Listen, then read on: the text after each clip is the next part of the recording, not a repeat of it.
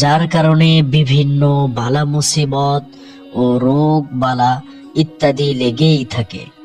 এছাড়াও ওই ঘরে যুগের পর যুগ জিনদের বসবাস শুরু হয়।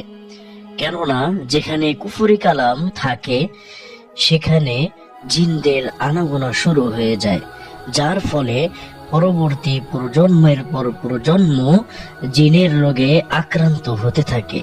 প্রিয় বন্ধুরা, তাহলে আমরা আর সময় নষ্ট না করে আমরা সেই আমলের দিকে চলে যাই।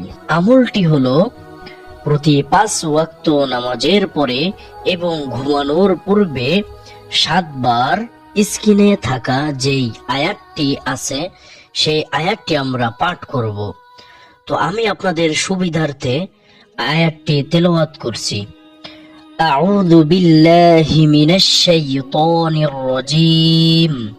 বিসমিল্লাহির রহমানির রহিম।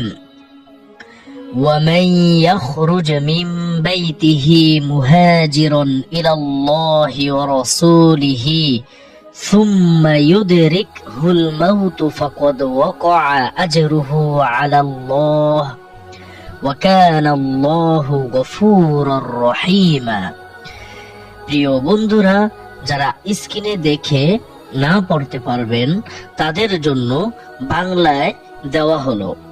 আপনারা এই আমলটি 40 দিন একটানা করার সাথে সাথে 4 কুল এবং আয়াতুল কুরসি পাঠ করে শরীরে ফু দিবেন এবং আমলটি শেষ হওয়ার পরে শুধু 5 ওয়াক্ত নামাজের পরে আয়াতুল কুরসি এবং সকাল সন্ধ্যায় 4 কুল পরে শরীরে ফু দিলেই যথেষ্ট।